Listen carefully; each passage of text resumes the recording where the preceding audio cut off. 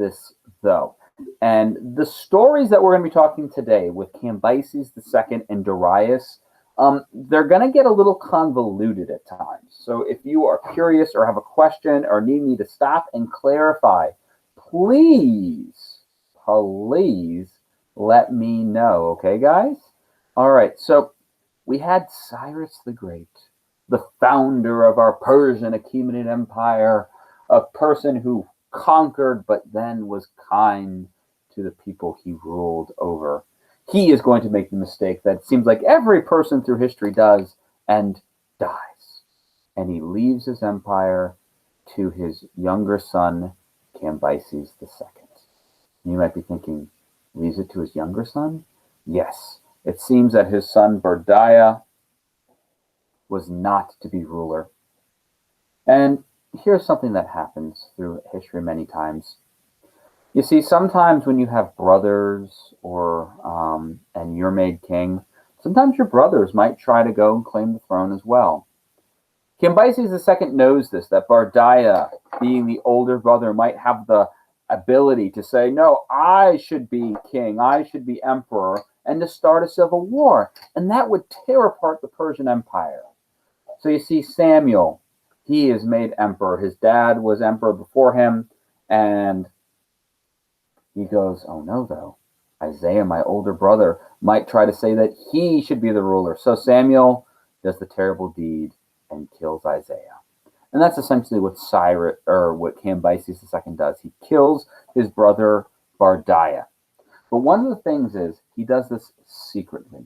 He doesn't announce it, on the streets. He doesn't go, oh, I just killed my brother, because no one wants to hear that. Fratricide is not very nice. That certainly would get you on the naughty list. So, Cambyses II kills his brother secretly and marches to Egypt and conquers Egypt. There we see him going and capturing Pharaoh Psamtik III and going and becoming the next ruler of Egypt, our next pharaoh. But he has even more aspirations at hand. Now, when we talked about Egypt at the very end, we talked about a land of gold. Does anyone remember what that place was called? The land of gold that was south of Egypt. What was that land, Danielle, my dear? Canaan? Canaan is not going to be the land of gold. That was our land of milk and honey, which Cyrus and Cambyses already reigned. Does anyone remember what was south of Egypt along the Nile River? They copied Egypt in so many ways.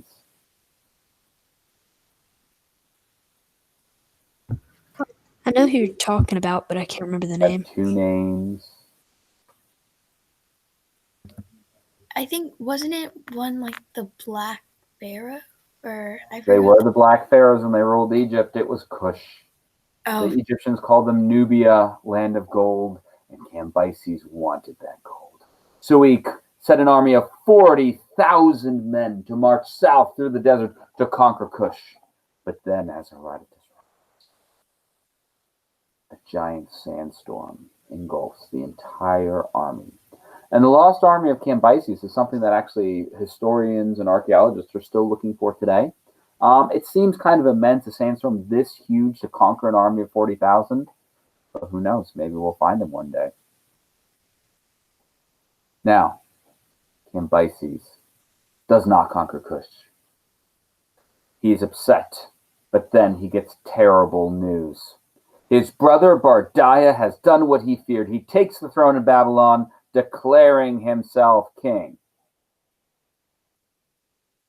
Now, Kate has a bit of a puzzled look on her face because isn't Bardiya dead? How has this man come back from the dead and said he is going to be king? Because look, the very second bullet we have here. After Cyrus dies, Cambyses secretly kills his brother Bardiya to protect his reign. But then we go here. His brother Bardiya takes the throne in Babylon, declaring himself king. What is going on here? I told you this story gets crazy and convoluted. So, here's the thing. Cambyses II knows that Bardiya is dead. He killed him with his own hands. So, clearly, this must be an imposter. But here's the thing. Cambyses didn't tell anyone he killed Bardiya. And so people think that this is the real Bardiya. Now, you might be thinking, Senor Kenny, how could someone just go say they're someone else and have people not know this? Well, most people back then did not know what their rulers looked like. Okay? So they might have their ruler's image on a coin, and I'm looking to see if I have a coin around here. So, well, this is not a great example. This is a kroner, and it has a fish on it. Well, we might have something like a quarter, which, we see George Washington's head on there, okay? And let's face it, if we only had that to go by what George Washington looked like and not all the paintings and things, we probably wouldn't know what George Washington looked like.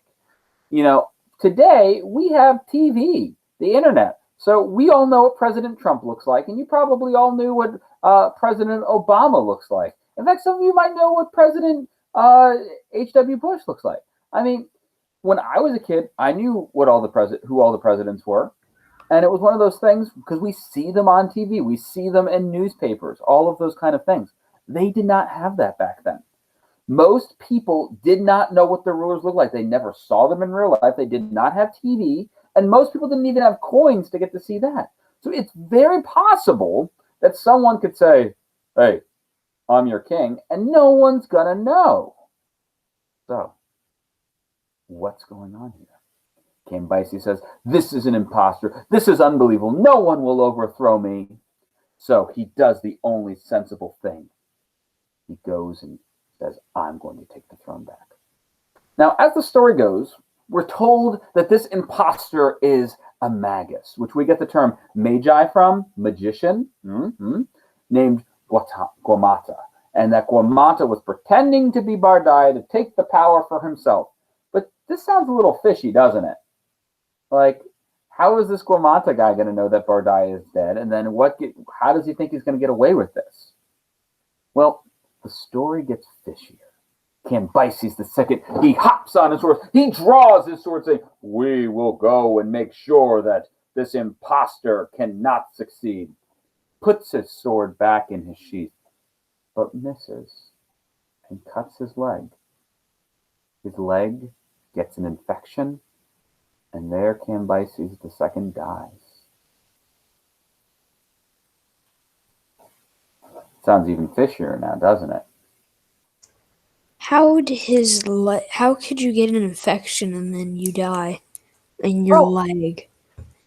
You can die from an infection. You get something like gangrene. Like, you could die from an infection today, but that would take you not going to the doctors, getting all the medicine and things like that, waiting too long.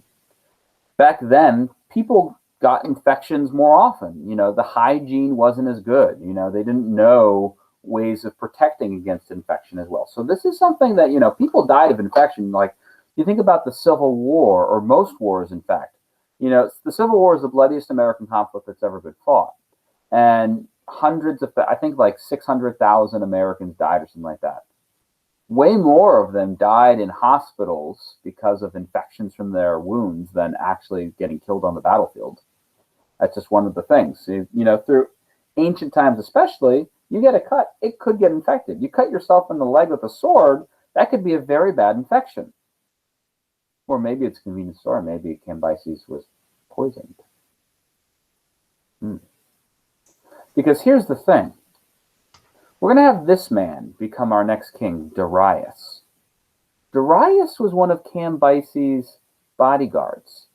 And this whole story about the fake Bardiya comes from Darius.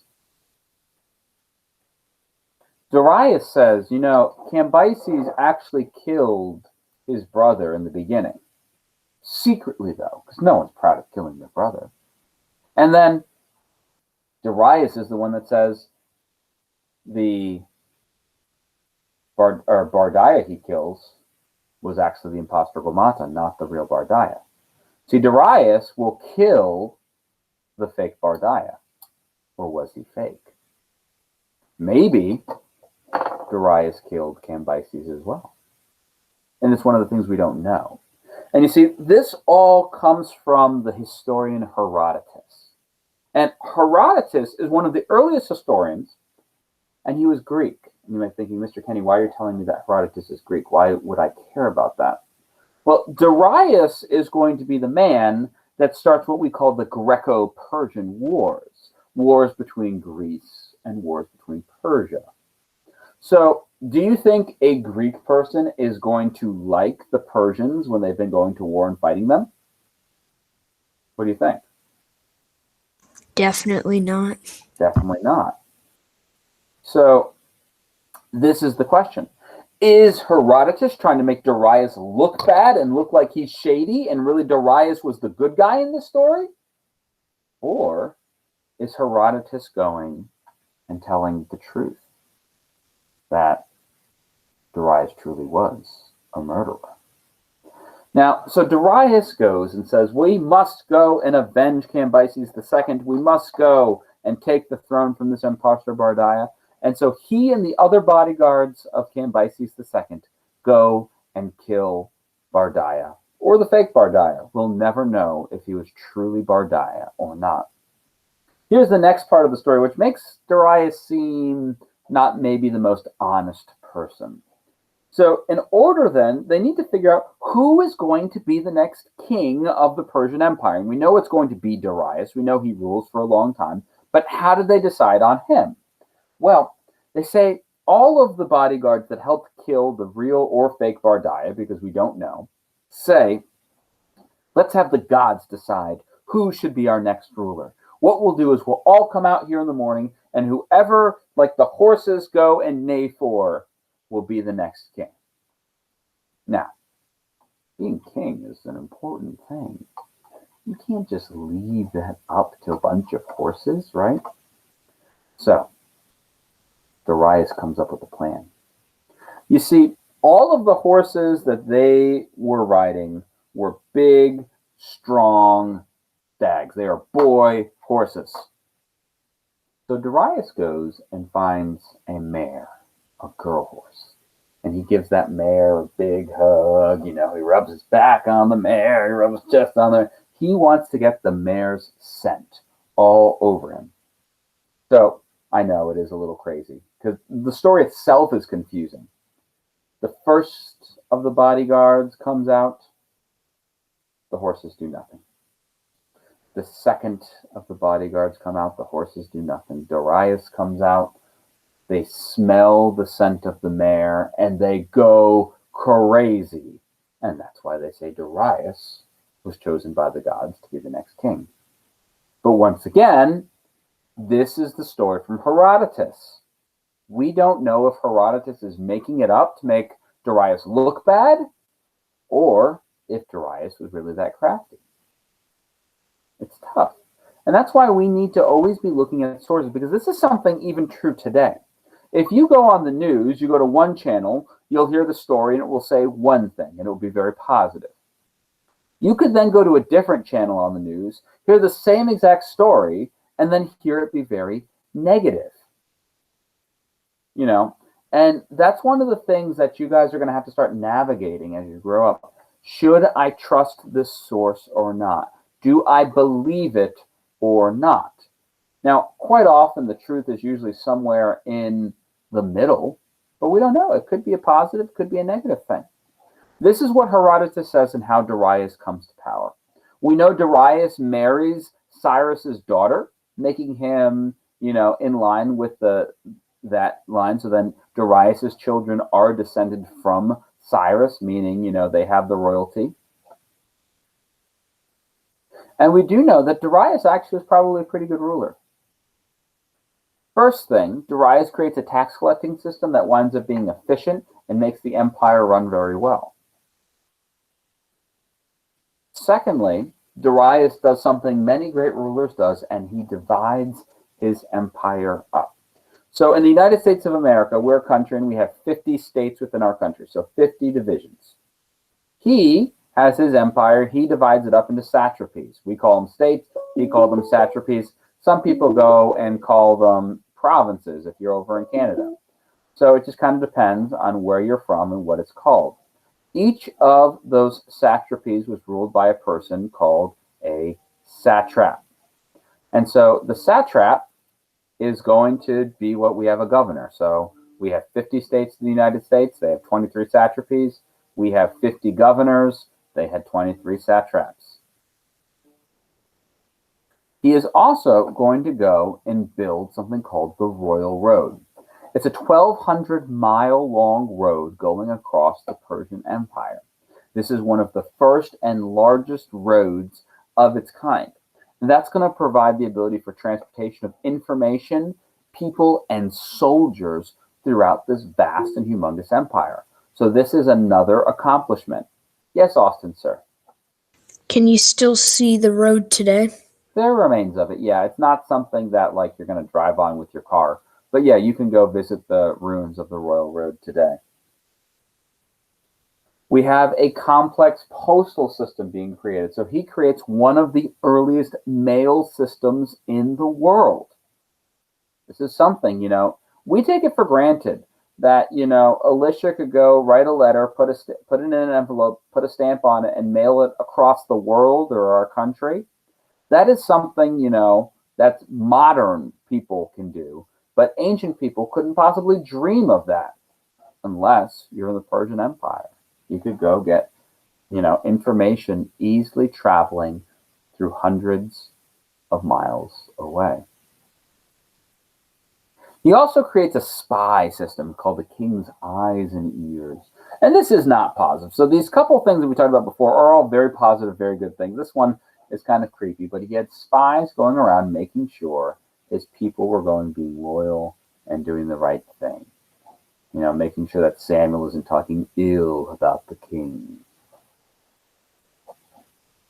Now, like I said, Darius is going to be a bit of a mystery for us because we don't know if, he did all of, we know he did all of these good things, but we don't know if he came to power through dishonest ways or if he came honestly, because Herodotus is our source for this. He's the one who goes and talks about it.